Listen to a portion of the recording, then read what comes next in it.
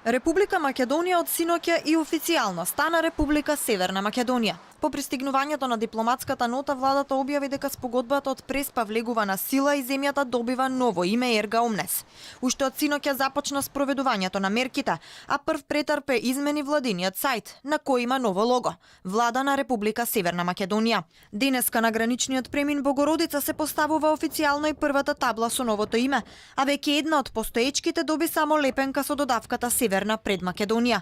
Директорот на Царинска управа вели дека на почетокот на таблите ќе се стават само лепенки, а за поставување нови ќе треба да се распише тендер. Времето е кратко за спроведување на тендерски постапки. Согласно заклучоците на владата, предвидено е таблите да бидат каде што е возможно со налепници, каде што е возможно со монтирање на други табли. Мислам дека е Форекс вика материјалот кој што се употребува, како би се исполнила обврската да во рок од 3 дена бидат променети таблите на граничните премини. За 2 месеци ќе се сменат и сообраќајните знаци на меѓународните правци во земјата, давајќи предност на ендонимите во англиска транскрипција врз екзонимите на македонски јазик во кирилско писмо. Владата објави дека за 7 дена ќе се утврдат стандардите за визуелен приказ на уставното име заедно со државниот грб.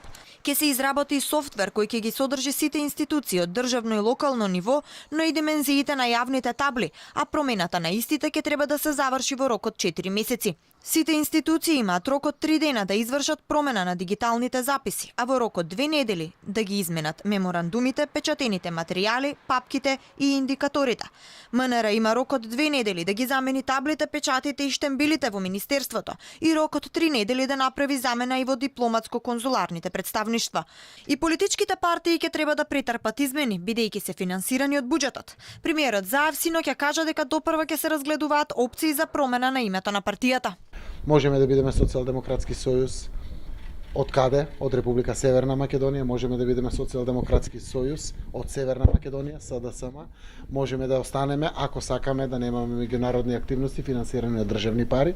Партијата, како и сите политички партии, доминантно се финансира од буџетот. Ке се прави ревизија на спомениците и јавната инфраструктура. За се што според договорот спаѓа во хеленската култура ќе бидат преземени мерки. Во рок од 6 месеци од јавниот простор и од јавна употреба ќе треба да се отстрани символот од поранешното национално знаме сонцето од Вергина. Во меѓувреме издавањето на нови пасоши ќе започне од крајот на 2019 година, а како преодно решение МВР на сегашните пасоши при излегување или влегување во земјата ќе стави печат Република Северна Македонија. За 4 месеци ќе има и нови регистарски таблички за возилата, а за сега на старите ќе се стават налепници НМК. Првите нови банкноти со новото име се очекува да бидат изготвени на почетокот на 2020 година и да бидат целосно заменети најдоцна во рок од 5 години од отварањето на релевантното ЕУ поглавје. Во меѓувреме, со усогласен текст меѓу Скопје и Атина веќе е испратено и заедничкото писмо до генералниот секретар на Обединетите нации Антонио Гутереш. Вербалните ноти до секретаријатот на Обединетите нации и земјите членки и наблюдувачи на ООН, како и сите меѓународни организации чија членка сме, ќе бидат испратени во најкус временски период.